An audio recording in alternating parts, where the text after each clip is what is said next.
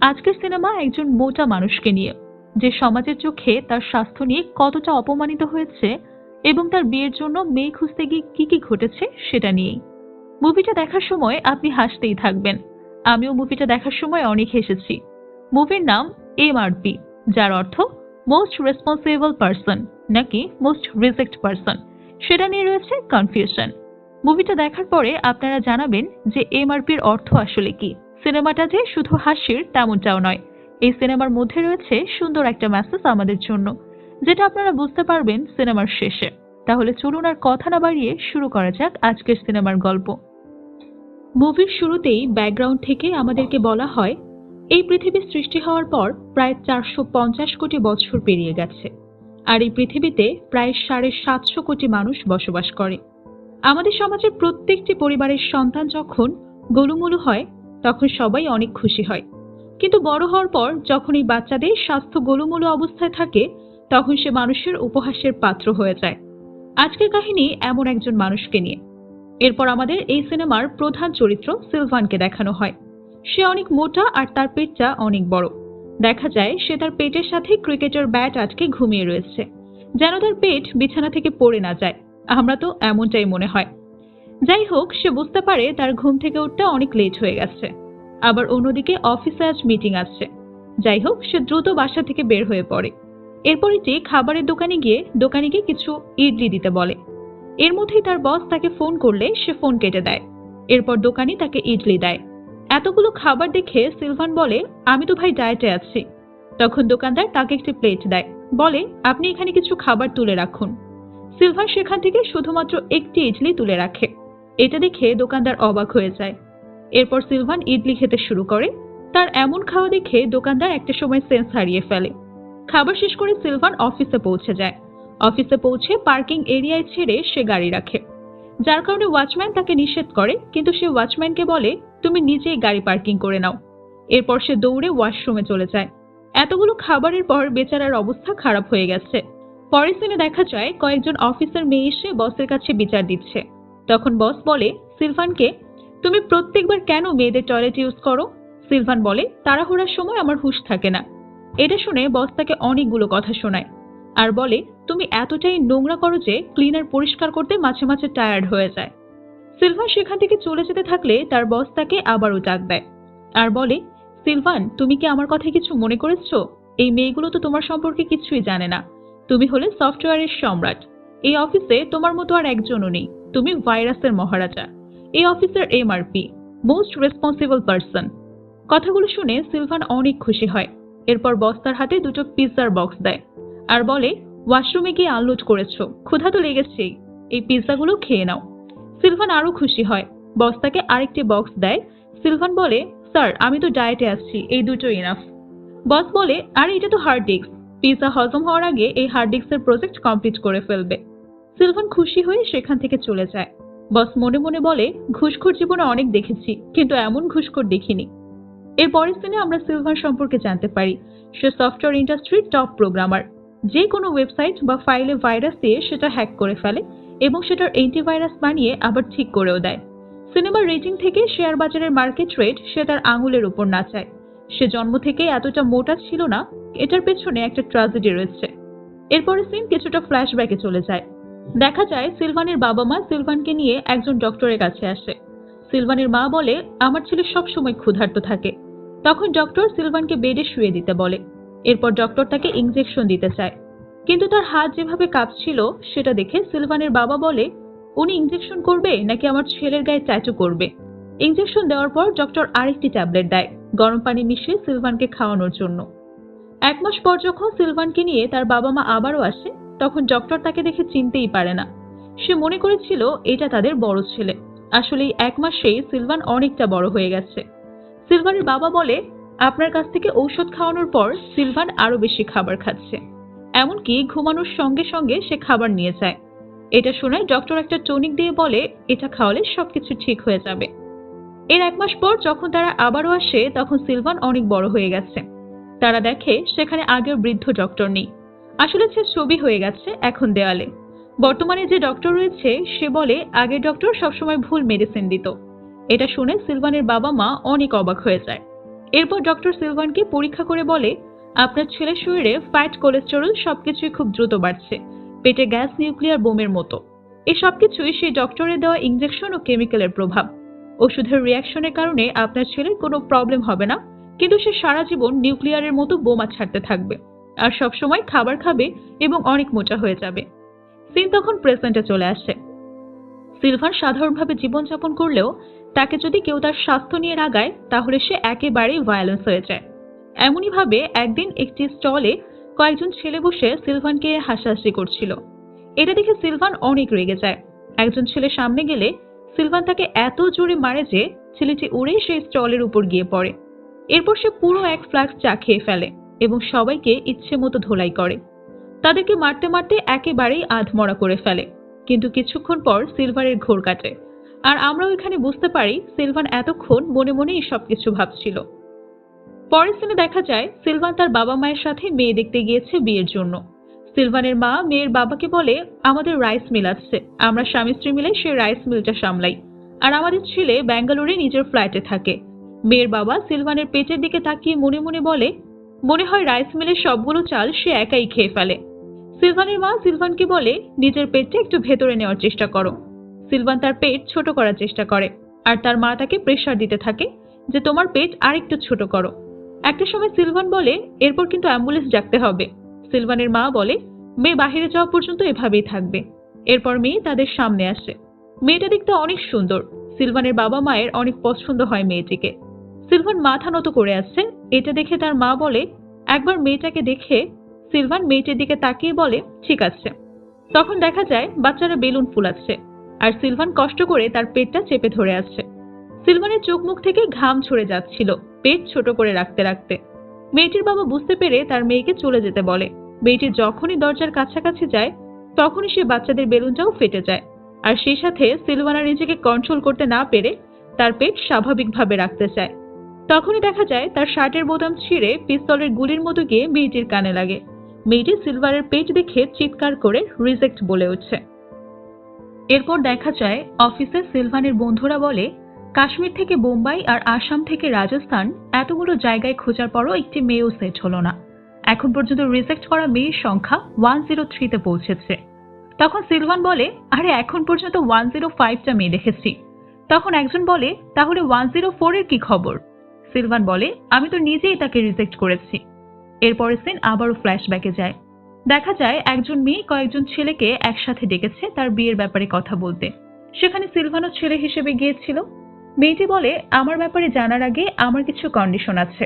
70,000-এর উপরে কাদের স্যালারি রয়েছে। দেখা যায় সিলভান সহ আরো 3 জনের। এরপর মেয়েটি বলে, কার কার কাছে নিজের গাড়ি আর বাড়ি রয়েছে। এবার দেখা যায় সেখানে সিলভান সহ আরো একজনের আছে। এরপর মেয়েটি কন্ডিশন দেয় ফ্ল্যাট এবং গাড়ির লোন ক্লিয়ার হয়েছে কার। তখন শুধু দেখা যায় সিলভানই রয়েছে। মেয়েটি সিলভানকে বলে, তুমি সিলেক্টেড। দেখো, আমি এসব বিয়ের সাথে বিশ্বাস করি না। শুধুমাত্র একটি মঙ্গলসূত্র পরে নেব বিয়ের নামে। আমরা তো প্রত্যেকটা এরিয়াতে একটা করে বয়ফ্রেন্ড রয়েছে। প্রতিদিন আমি পার্টি করি আর সপ্তাহে একবার শহরের বাইরে যাই। এছাড়াও বছরে 2বার দেশের বাইরে যাব। এসব খরচ আমার বাবা মা বহন করতে পারবে না। তাই বিয়ের পরে আমার সকল খরচ তোমার বহন করতে হবে। যদি এই কন্ডিশনগুলো মেনে নাও তাহলে আগামীকালই আমরা বিয়ে করতে পারি। সিলভান তখন তার শর্তে রাজি হয়ে যায়। এর কিছুক্ষণ পর মেয়েটি সিলভানকে আবারও বলে, তুমি যেহেতু আমার সবকিছুই মেনে নিয়েছো তাহলে আমি তোমাকে আরো একটি সত্যি বলতে চাই। ড্রিঙ্কস করার পর আমার কোনো হুঁশ থাকে না। লাইট বন্ধ করার পর আমার সাথে কি হয় বা কি করি এই কোনো কিছুই বলতে পারবে না তুমি। এরকম আমি অনেকটা বার করেছি। এরপরও সিলভান তাকে বিয়ে করতে রাজি হয়। কিছুক্ষণ পর তারা যখন গাড়িতে করে যাচ্ছিল মেয়েটি সিলভানকে বলে, তোমার এই সবকিছুই যদি চলে তাহলে তুমি তো অনেক মডার্ন। এর অর্থ আমি তোমাকে আসল সত্যটা বলতে পারবো। এরপর মেয়েটি যেটা বলে সেটা শোনার জন্য সিলভান মোটেও প্রস্তুত ছিল না। সে বলে, প্রথমে আমি ছেলে ছিলাম, আমাকে কেউ জব দিতে চাইতো না। এরপর অপারেশন করে আমি আমার জেন্ডার চেঞ্জ করেছি। এটা শুনে সিলভান মেয়েটিকে রিজেক্ট করে দেয়। সবকিছু শুনে তার বন্ধুরা হাসতে হাসতে বলে, তুই যে মোস্ট এমআরপি সেটা আবারও প্রমাণ করে দিলি। তখন সিলভান বলে, মোস্ট রেসপন্সিবল পারসন, তাই না? তখন তার বন্ধু বলে, মোস্ট রিজেক্ট পারসন। সিলভানের এক কলিগ রাতের বেলা তাকে তার বাসায় যেতে বলে। সে বলে, আমি তোমার জন্য ব্যবস্থা করে দেব। সিলভান কোনো কিছুই না বুঝে রাতের বেলা সেখানে চলে যায়। তার ফ্রেন্ড একটি মেয়ের ব্যবস্থা করে রেখেছে তার জন্য। মেয়েটি সিলভানকে দেখে ভয় পেয়ে যায়। সে সিলভানকে বলে, কিছুদিন আগে আমার একটা অপারেশন হয়েছে, ডক্টর আমাকে 70 কেজির ওপরে ওজন ওঠাতে নিষেধ করেছে। এরপর মেয়েটি সেখান থেকে চলে যায়। এই বিষয়টা নিয়েও তার বন্ধুরা এসে মজা করছিল। তখন সিলভান বলে, সৃষ্টিকর্তা হয়তো চায় আমি যোগ্য মেয়ের জন্য ওয়েট করি, এজন্যই হয়তো বারবার আমাকে রিজেক্ট করাচ্ছে। পরের দিনে দেখা যায় সিলভান তার বাবা মায়ের সাথে আবারও একজন মেয়ে দেখতে যাচ্ছে। গাড়ির ড্রাইভার বলে, আন্টি তাহলে কি ছেলেকে রাস্তায় পিক আপ করতে হবে? তখন সিলভানের মা বলে, ছেলে তোমার পাশে আছে। এমন সময় সিলভান বলে, মা আমার ক্ষুধা পেয়েছে। তখন সিলভানের মা একটি কলা সিলভানের হাতে দেয়। এটা দেখে সিলভানের বাবা অনেক রেগে যায়। সে বলে, আর কিছু চাই? গুড়মুড়ি, পাপড়া, জিলাপি সবকিছু একসাথে খেতে দাও। তাকে কতবার বলেছে একটু ডায়েট কর। সিলভান খেতে খেতে গাড়ির মধ্যেই বায়ু ছেড়ে দেয়। গন্ধে ড্রাইভারের সেন্স হারিয়ে যাওয়ার মতো অবস্থা হয়ে যায়। পুরো রাস্তায় একই অবস্থা চলতে থাকে। এরপর মেয়ের বাড়িতে আসার পর ড্রাইভার গাড়ি থেকে দৌড়ে গিয়ে বেরিয়ে বমি করতে শুরু করে। যাই হোক, মেয়েকে সিলভানের সামনে আনা হয়। সিলভান আর মেয়ে দুজনে দুজনের দিকে অপলক দৃষ্টিতে তাকিয়ে থাকে। সিলভান তার মাকে বলে, মা আমি কি স্বপ্ন দেখছি? সিলভানের মা বলে, এটাই বাস্তব। ছেলে মেয়ের দুজনের দুজনকে পছন্দ হয়। সিলভান হঠাৎ করে দাঁড়িয়ে যায়। সে মেয়ের বাবাকে বলে, আঙ্কেল আমি 1 মিনিট কথা বলতে পারি? তখন মেয়েটির বাবা বলে, 1 মিনিট কেন, তোমার যতক্ষণ ইচ্ছে তার সাথে কথা বলতে পারো। সিলভান বলে, আপনার সাথে আমি কথা বলতে চাই। এরপর সিলভান মেয়েটিকে সেখান থেকে চলে যেতে বলে। সে মেয়েটির বাবা মাকে বলে, আমাকে কি সত্যি আপনাদের পছন্দ হয়েছে? তারা দুজনেই বলে, হ্যাঁ, তোমাকে আমাদের খুব পছন্দ হয়েছে। অবশেষে এখানে সিলভানের বিয়ে ঠিক হয়ে যায়। সিলভানের পুরো পরিবার খুশি হয়ে বাড়ির দিকে ফিরছে। পরের সিনে দেখা যায় সিলভান তার বন্ধুদেরকে মেয়েটির ছবি দেখায়। তার বন্ধুরা তো সবাই অবাক, এত সুন্দর মেয়ে কিভাবে সিলভানকে পছন্দ করলো। তারা ভাবে নিশ্চয়ই মেয়েটির হয়তো কোনো সমস্যা থাকতে পারে। সিলভান বলে, আমি নিজেও ভাবছি এই মেয়ে কিভাবে আমাকে পছন্দ করলো। ঠিক সেই সময় মেয়েটি তাকে কল করে। মেয়েটির নাম ইন্দিরা। তো তার বন্ধুরা বলে, দেখো সে ফোন করে এখন তোকে কি বলবে। আমি অন্য কাউকে পেয়েছি। সিলভান ফোনটা রিসিভ করে। ইন্দিরা বলে, আপনি কি খুব বিজি? সিলভান বলে, না। তখন ইন্দিরা বলে, আপনাকে গতকাল দেখার পর থেকে আমি ঘুমাতে পারছি না, এজন্যই ঘটকের কাছ থেকে আপনার নম্বরটা চেয়ে নিলাম। সিলভান বলে, আমার একটি ডাউট আছে, আমাকে কি সত্যি আপনার পছন্দ হয়েছে? ইন্দিরা বলে, হ্যাঁ। তারপর ইন্দিরা তার সাথে একটি হোটেলে দেখা করতে চায়। সিলভানও রাজি হয়। সিলভান আগেই সে রেস্টুরেন্টে পৌঁছে যায়। সে চারদিকের পরিবেশ দেখে ভাবে, এখানে সবাই খুব সুন্দর কাপল, আমাকে আর ইন্দিরাকে দেখে এরা যদি সবাই মজা করতে শুরু করে। পরবর্তীতে সে ভাবে আসলে ইন্দিরা হয়তো কাউকে ভালোবাসে, সে কথাটি আমাকে বলতে আসবে। সিলভান মন খারাপ করে সেখান থেকে উঠে চলে যাচ্ছিল। এমন সময় ইন্দিরা সেখানে চলে আসে। তাকে দেখে সিলভান থেমে যায়। ইন্দিরা তার হাতে একটি ফুলের তোড়া নিয়ে আসছিল। তাকে দেখে একজন ছেলে ভিডিও করছিল আর সবাই তার সৌন্দর্যের প্রশংসা করছিল। ইন্দিরা সিলভানের সামনে গিয়ে হাঁটু গেড়ে বসে আর তাকে সেই ফুলের তোড়া দিয়ে বলে, উইল ইউ ম্যারি মি? এখানে দেখা যায় সিলভান ঘুমিয়ে ঘুমিয়ে এই স্বপ্নটাই দেখছিল। ঠিক তখনই তার কাছে ইন্দিরা পৌঁছে যায়। তাকে ঘুমিয়ে থাকতে দেখে ইন্দিরা ডেকে পাঠায়। সিলভান বলে, সত্যি কি তোমার আমাকে পছন্দ হয়েছে? ইন্দিরা বলে, আমি জানি তুমি এই বিষয়টা নিয়ে খুব টেনশনে আছো। দেখো, কোকিল কালো কিন্তু তার ডাক অনেক সুন্দর। প্রকৃতিতে কালো, সাদা, খাটো, লম্বা সবাই একসাথেই থাকবে, কিন্তু আমরা সেগুলোর ভেতরে পজিটিভটা দেখতে চাই। সিলভান বলে, আমার প্রচুর গ্যাস। তখন ইন্দিরা বলে, এটা আসলে প্রকৃতির নিয়ম, কারো সাইলেন্ট মোডে চলে এসে আবারও কারো জেনারেল মোডে। দেখো, লোকজনের কাছে আমরা কিন্তু পারফেক্ট কাপল না, কিন্তু আমরা পারফেক্ট হতে পারি। হয় তুমি তোমার ওজন কমাবে আর নয়তো আমি আমার ওজন বাড়াবো। এটা শুনে সিলভান খুব খুশি হয়। পরের দিনে আমরা রোহানকে দেখতে পাই। সে আসলে ইন্দিরার মামা। রোহান আমেরিকায় থাকে। অনেকদিন পর আসার কারণে ইন্দিরা তাকে চিনতে পারে না। সে ইন্দিরাকে বলে, আমি তোমার সেই স্বপ্নের মানুষের ছবি দেখতে চাই। ইন্দিরা বলে, ছবি নেই, তোমাকে সরাসরি তার সাথে মিট করাবো। রোহান বলে, সে কি আমার মতো স্মার্ট? ইন্দিরা বলে, তোমার থেকে আরেকটু বেশি স্মার্ট। পরের দিনে দেখা যায় সিলভানের বাবা মা বসে কথা বলছিল। এমন সময় পুরোহিত মশাইয়ের ফোন আসছে আর তাদেরকে বলা হয় আগামী মাসের 3 থেকে 4 তারিখ শুভ লগ্ন রয়েছে।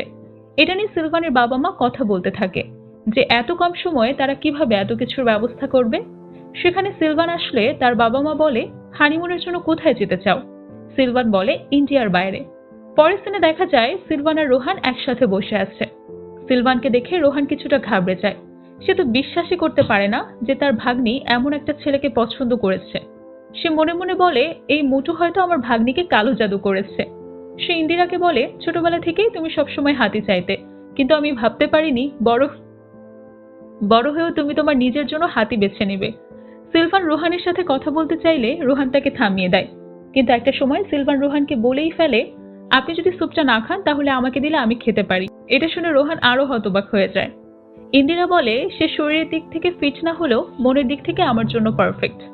এরপর সে সিলভানের কাছ থেকে বিদায় নিয়ে চলে যায়। সিলভান সেখান থেকে চলে যাওয়ার জন্য যখন দাঁড়ায় তখন রোহানকে জিজ্ঞেস করে, তুমি তোমার পেটের নিচে দেখতে পাও? সিলভান বলে না। তখন রোহান বলে, এজন্যই তোমার আর ইন্দিরার বিয়ে হবে না। আর ভালোবাসা অন্ধ হলেও তার মামা কিন্তু অন্ধ নয়। আমি এখানে ছিলাম না বলে তার সাথে তোমার এঙ্গেজমেন্ট হয়েছে। যদি কাউকে হত্যা করতে হয় আমি সেটা করতে দ্বিধাবোধ করব না, কিন্তু আমি এই বিয়েটা হতে দেব না। কথাটা বলে সে চলে যায়। সিলভার তার বন্ধুদেরকে সবকিছুই খুলে বলে এবং রোহানের একটা ছবিও তাদেরকে দেখায়। তার বন্ধুরা রোহানের ছবি দেখে বলে, তাকে আমরা সামলে নেব। ইন্দিরার সাথে তোর বিয়ে কেউ আটকাতে পারবে না। অবশেষে বিয়ের দিন চলে আসে। সিলভান খুব টেনশন করছিল যে রোহান কখন কি ঘটাবে এটা নিয়ে। রোহান বাহিরে এসে মুন্না ভাই নামক একজনকে কল করে আর বলে, অনলাইনে কিডন্যাপের একটি ডিল হয়েছিল, পেমেন্টটাও তো পুরোপুরি দিয়ে দিয়েছি, কিন্তু এখন পর্যন্ত কেউ কেন আসলো না? তখন মুন্না ভাই বলে, আমি অলরেডি 3 জন লোক পাঠিয়ে দিয়েছি, তাদের টি শার্টে 1947 লেখা আছে। এটা শুনে রোহান খুশি হয়ে যায়। এরপর রোহান দেখে 3 জন সাদা টি শার্ট পরে আছে আর তাদের পেছনে 47 লেখা আছে। রোহান যখন তাদের 3 জনকে পেছন থেকে ডাক দেয় তখন সে অবাক হয়ে যায়, কারণ সেই 3 জন কিডন্যাপার ছিল একেবারেই বৃদ্ধ। তারা হলো আম্বার, আকবর এবং অ্যান্থনি। এই 3 জনকে রোহান জিজ্ঞেস করে, এটা হয়তো তোমাদের জীবনের শেষ ডিল। সে তাদেরকে বলে, তোমরা কিভাবে কিডন্যাপ করবে?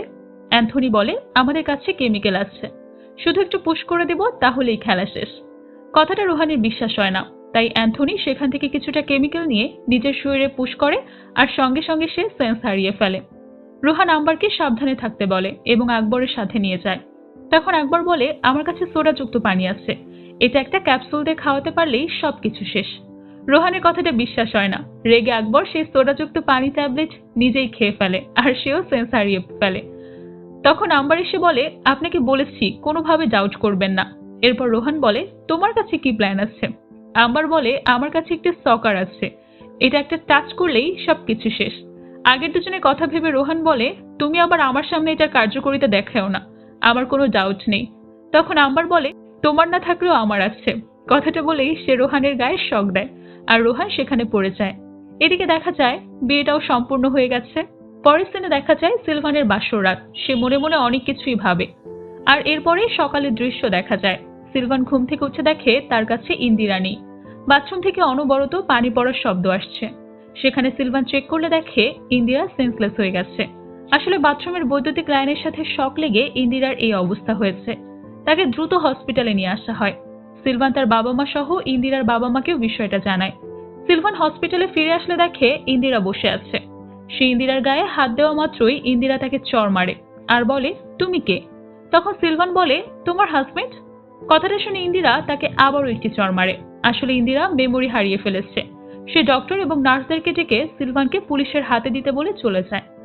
এর পরের স্থানে দেখা যায় ইন্দিরা তার বন্ধুদের সাথে পার্টি করতে যাচ্ছিল আর সে সময় অপোজিট একটি গাড়ির সাথে তাদের গাড়ির অ্যাক্সিডেন্ট হয়।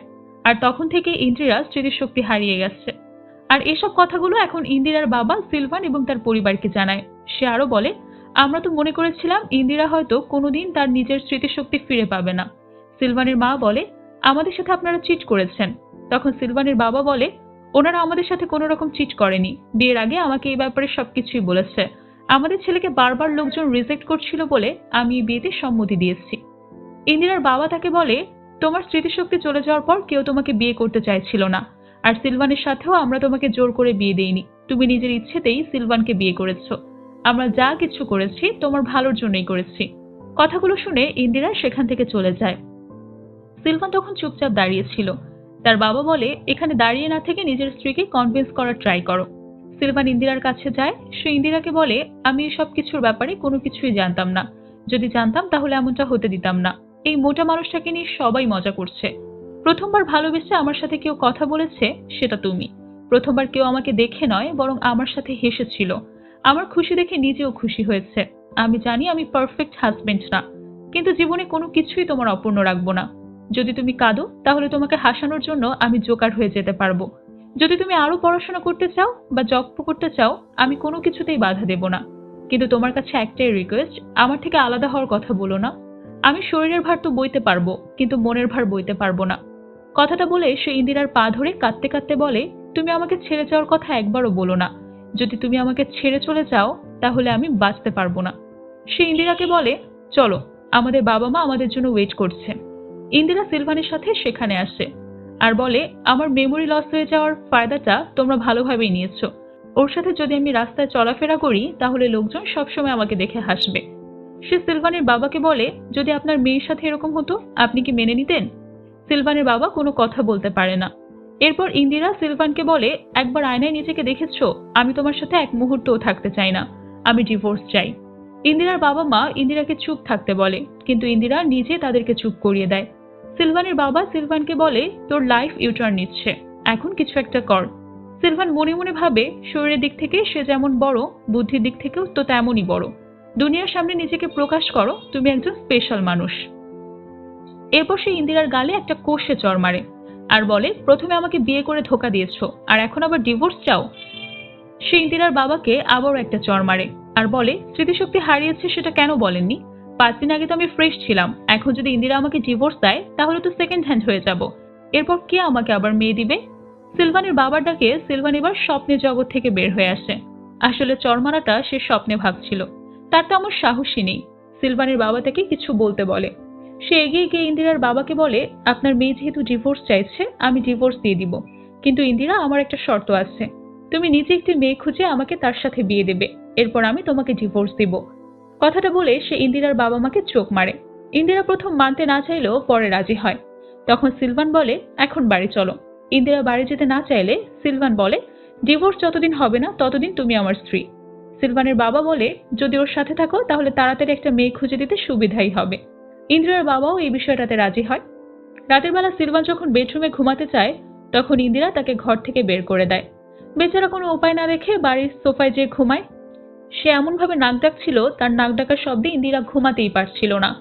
ইন্দিরা শেষ পর্যন্ত উঠে তার কাছে আসে, তাকে ধাক্কা দিলে তার নাক ডাকা বন্ধ হয়ে যায়।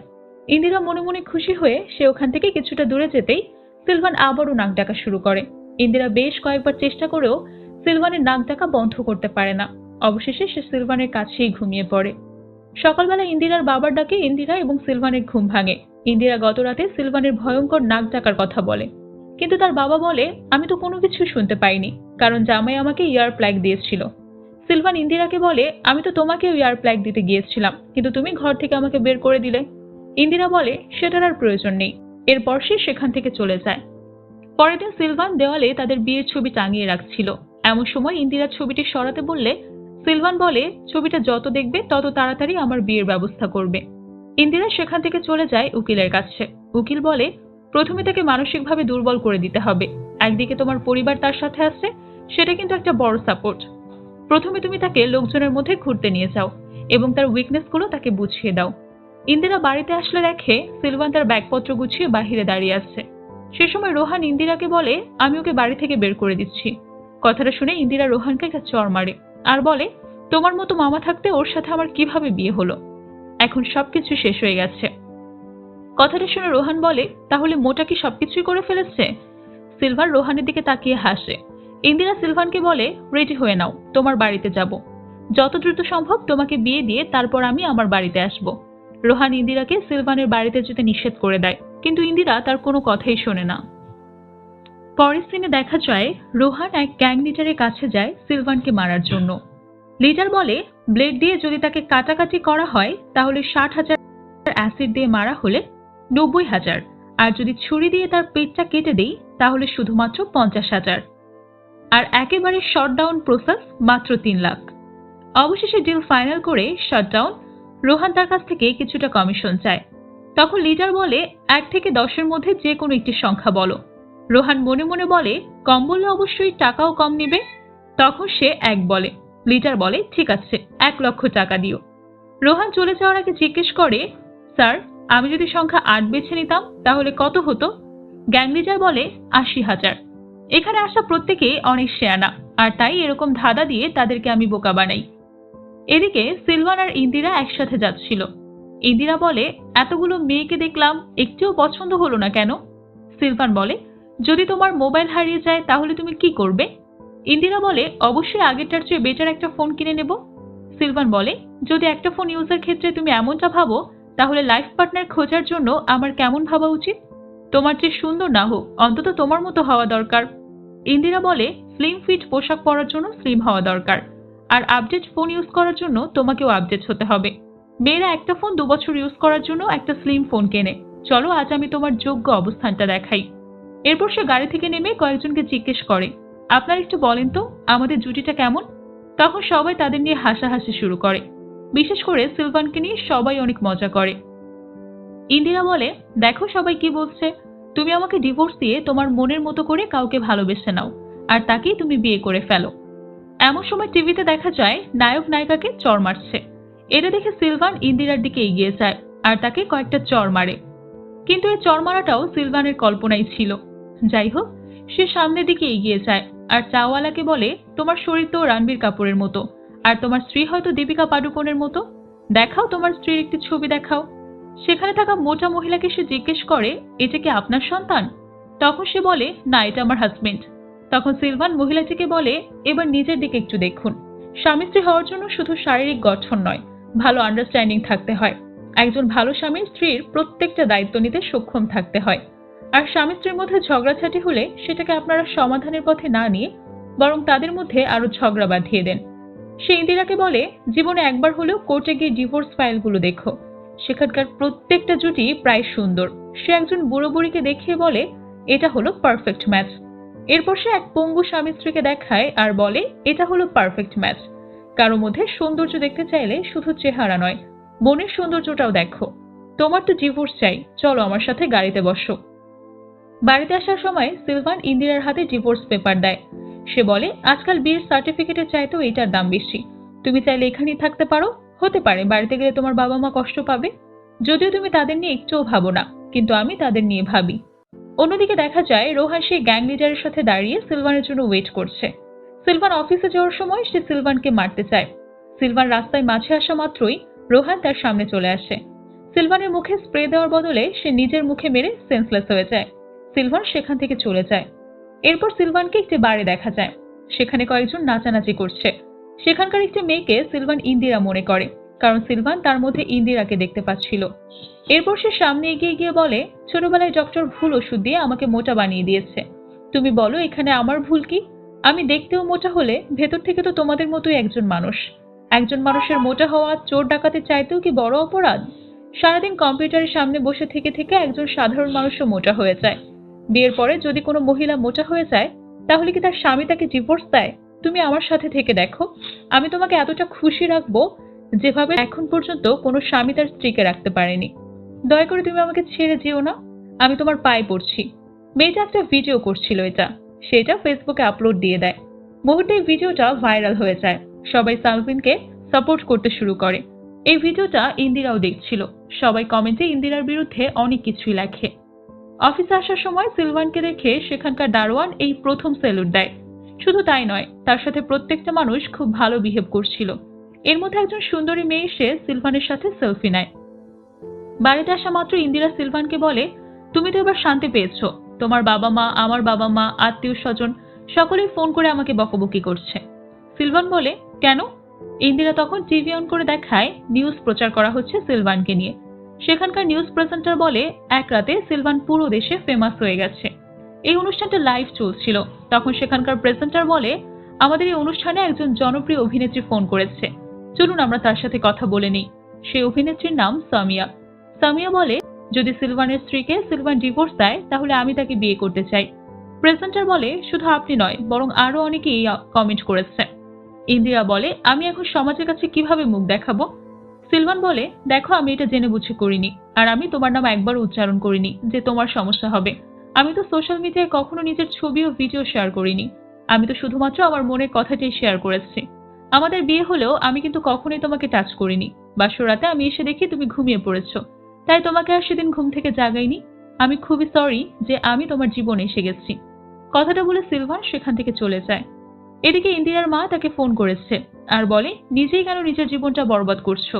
আমরা তোমাকে জোর করে সিলভানের সাথে বিয়ে দিইনি। সিলভান তোমাকে বিয়ের আগে 10 বার জিজ্ঞেস করেছে আমাকে পছন্দ হয়েছে কিনা। হ্যাঁ বলার পরেই সে তোমাকে বিয়েটা করেছে। যদি কোনো কিছু বদলানোর প্রয়োজন হয়, সেটা তার শরীর নয়, তোমার মন। পরের দিন সিলভান অফিসে গেলে তাকে অনেকগুলো সাংবাদিক ঘিরে ধরে, কিন্তু সিলভান বলে এই ব্যাপারটা নিয়ে আর এগোনোর দরকার নেই, নো কমেন্টস, এটা বলে সে চলে যায়। সিলভান বারবার ইন্দিরার কাছে যাওয়ার চেষ্টা করলেও ইন্দিরা বারবার সিলভানকে অ্যাভয়েড করতে থাকে। একদিন সন্ধ্যা 7টায় সিলভান বাড়িতে ফিরে এসে সোফায় ঘুমিয়ে পড়ে। হঠাৎ রাত 12টার দিকে ইন্দিরার ফোন থেকে তার কাছে কল আসে। কলটা রিসিভ করতেই একজন কিডন্যাপার সিলভানকে বলে, যদি ইন্দিরাকে সুস্থভাবে ফেরত চাও তাহলে 50 লক্ষ টাকা নিয়ে এসো। পুলিশের কাছে কোনো কিছু বলতে চাইলে তাহলে ইন্দিরা আর বেঁচে থাকবে না। সিলভান তাদেরকে টাকা দিতে রাজি হয়। এদিকে দেখা যায় রোহান সেই গ্যাংয়ের সিলভানের জন্য অপেক্ষা করছিল। তারা সিলভানের গাড়িতে একটা জিপিআরএস লাগিয়ে রেখেছিল। তারা জানতে পারে সিলভান এদিকেই আসছে। তখন একজন সিলভানের দিকে ছুরি মারে, কিন্তু সেটা সিলভানের না লেগে রোহানের বুকে ঢুকে যায়। এরপর তারা আবারও প্ল্যান সি অ্যাপ্লাই করে। দেখা যায় তারা একটি গাছের সাথে রশি বেঁধে অন্য পাশে সেটা ধরে রেখেছে। যখন সিলভান এদিক দিয়ে যাবে তখন তারা রশিটা টান মেরে রাস্তায় ফেলে দেবে, কিন্তু রশিটা যে ধরেছিল সে নেশায় বুঁদ হয়েছিল। এটা দেখে রোহান নিজেই রশিটা ধরে। এমন সময় একটি গাড়িও চলে আসে। রোহানের দড়িটা সেই গাড়ির সাথে বেঁধে রোহানকে সহ টেনে নিয়ে যায়। আর ঠিক সেই সময় সিলভান ভালোভাবে সেখান থেকে চলে যায়। রোহানের অবস্থা তো একেবারেই খারাপ হয়ে যায়। রোহান বলে, প্রত্যেকবার আমি কেন টার্গেটে পরিণত হচ্ছি? তখন লিডার বলে, আসলে আমাদের টার্গেট তুই। যখন তুই সিলভানের বায়োডাটা আমাদের কাছে দিয়েছিলি তখন আমরা খোঁজ নিয়ে দেখেছি সিলভান খুব নরম স্বভাবের মানুষ। তুই ওর জীবনে ভাইরাস হয়ে এসেছিস, আর আমরা অ্যান্টিভাইরাস হয়ে তোকে নিয়ে টি20 খেলছি। এরপর গ্যাং লিডার রোহানকে বলে, তোর কাছে অপশন এ আছে, কাল সকালবেলা আমেরিকার ফ্লাইটে চড়ে পড়বি সূর্য ওঠার আগে। রোহান বলে, বি অপশনটা কি? গ্যাং লিডার বলে, সেটা হলো সকালে সূর্য ওঠার আগেই তুই আমেরিকায় ল্যান্ড করবি। রোহান আবারও জিজ্ঞেস করে, যদি না যাই? তখন গ্যাং লিডার বলে, তাহলে তোর শাটডাউন হবে। কথাটা শুনে রোহান সেখান থেকে দৌড় দেয়। এদিকে সিলভান টাকা নিয়ে একটি নির্জন জায়গায় আসে, আর কয়েকজন মিলে সেখান থেকে তাকে কিডন্যাপ করে একটি রুমের মধ্যে বন্ধ করে রাখে। সিলভান বারবার বলছিল, আমাকে আগে ইন্দিরার সাথে দেখা করতে দাও। এমন সময় ইন্দিরার গলার আওয়াজ সে শুনতে পায়। দেখা যায় ইন্দিরাকে বেঁধে রেখেছে। সিলভান গিয়ে তার বাঁধন খুলে দিতেই 4জন মুখোশ পরা লোক এসে হাততালি বাজাতে থাকে, আর তারা সিলভানের কাছ থেকে আরো 50 লাখ টাকা দাবি করে। সিলভান কোনো কিছুই না ভেবে তাদের সাথে মারামারি করতে শুরু করে। সিলভান তাদেরকে অনেক মারে, আর একটা পর্যায়ে সে নিজেও খুব আহত হয়ে যায়। ইন্দিরা তাকে হসপিটালে নিয়ে আসে। ডিভোর্স লয়ার ইন্দিরার কাছে আসলে ইন্দিরা তাকে ফেরত পাঠায়। এরপর সে নিজেই সিলভানের অনেক যত্ন নিতে শুরু করে এবং ডিভোর্স পেপারটাও ছিঁড়ে ফেলে। সে আস্তে আস্তে সিলভানকে ভালোবাসতে শুরু করে। ইন্দিরার বাবা সিলভানকে বলে, সিলভান, আমার তো একটা বিষয় নিয়ে ডাউট হচ্ছে, ইন্দিরার কি আবারও মেমোরি লস হয়েছে? তখন সিলভান বলে, না, আমি আপনার ডাউট দূর করে দিচ্ছি। ইন্দিরাকে পাওয়ার জন্য সামান্য কিছু ট্রিক্স করেছি। প্রথমে বন্ধু বান্ধবের সাথে একটি প্ল্যান তৈরি করেছি, এরপর মাতালের নাটক করে স্যাড কিছু স্পিচ দিয়ে ভিডিও তৈরি করেছি। পরে সেটা সোশ্যাল মিডিয়ায় আপলোড করে অনেকগুলো শেয়ার করেছি। সোশ্যাল মিডিয়ায় এটা ভাইরাল করার জন্য আমি নিজেই কাজ করেছি। শেয়ার বাজার সহ সিনেমার রেটিং তো আমি নিজেই অনেকটা হ্যান্ডেল করি, আর এটা পারবো না? এরপর নিউজ চ্যানেলের লোকজনের সাথে দেখা করি, সবাই মিলে এটাকে একটি ব্রেকিং নিউজ বানিয়ে দিয়েছিল। আমার প্ল্যান আস্তে আস্তে সাকসেস হতে শুরু করে। সবার আমার প্রতি সহানুভূতি হলেও ইন্দিরার আমার প্রতি কোনো দয়া হয়নি, তাই আমি অপারেশন কিডন্যাপ করি। অফিসের বন্ধুদের সাথে সবকিছু ডিসকাস করে তাদের মাধ্যমে ইন্দিরাকে কিডন্যাপ করি। এরপর সেখান থেকে ইন্দিরাকে উদ্ধার করি। আমি যখন হসপিটালে ছিলাম তখন আপনি পুলিশ কমপ্লেন করতে চেয়েছিলেন। আমি আপনাকে নিষেধ করেছিলাম যেন ব্যাপারটা সামনের দিকে না এগোয়। আমি ইন্দিরাকে একটা মিথ্যা কথাও বলতে চাই না, হয়তো একদিন এই কথাটাও তাকে বলে মাফ চেয়ে নিব। ইন্দিরার বাবা বলে, এসবের দরকার নেই, তুমি তো সংসার করার জন্য এত কিছু করেছো, তোমাকে বিয়ে করে আমার মেয়ের ভাগ্য খুলে গিয়েছে। তখনই দেখা যায় ইন্দিরা তাদের এসব কথাবার্তা শুনছিল। তাকে দেখে দুজনের গলা শুকিয়ে কাঠ হয়ে যায়, কিন্তু দেখা যায় ইন্দিরা এসব কোনো কিছুই শোনেনি। সে তাদেরকে খাবারের জন্য ডাকতে এসেছে, কিন্তু ইন্দিরার বাবা না খেয়ে বাড়িতে চলে যায়। সে বলে, তোমার মা আমার জন্য ওয়েট করছে, তুমি বরং সিলভানকে নিয়ে একসাথে বসে খাও। ইন্দিরার বাবা চলে যাওয়ার পর সিলভান ইন্দিরাকে জিজ্ঞেস করে, তুমি তো খুশি ইন্দিরা? ইন্দিরা বলে, আমরা তো সবকিছুই পারফেক্ট চাই, তাহলে লাইফ পার্টনার হিসেবে একজন পারফেক্ট মানুষ কেন চাইবো না? তুমি অনেক ভালো। সে সিলভানকে জড়িয়ে ধরে। এরপর বলে, বাচ্চা নেওয়ার জন্য কি প্ল্যান গ্রহণ করবে? এর মধ্যে সিলভান বলে, আমি আগে বাথরুম থেকে আসি। সিলভান চলে গেলে ইন্দিরার বাবা ফোন করে আর বলে, সিলভান, ভিডিওটা ভাইরাল করার সহ ইন্দিরাকে কিডন্যাপ করাতে কত টাকা খরচ হয়েছে? আসলে আমার এক বন্ধুর ডিভোর্সের প্রবলেম, তাই তোমার কাছ থেকে আইডিয়াটা নিতে ফোন করলাম। কথাটা শুনে ইন্দিরা অনেক অবাক হয়ে যায়, আর এখানেই সিনেমাটি শেষ হয়ে যায়। আসলে আজকের সিনেমার গল্প আমাদেরকে একটা শিক্ষা দেয়, শুধু মানুষের বাহ্যিক সৌন্দর্য দেখে তাকে বিচার করা সম্ভব নয়। যে মানুষের চিন্তা ভাবনা এবং মন যতটা সুন্দর, সেই মানুষটাও ততটাই সুন্দর। আজকের সিনেমা আপনাদের কাছে কেমন লেগেছে সেটা অবশ্যই জানাবেন। ধন্যবাদ এতক্ষণ সাথে থাকার জন্য।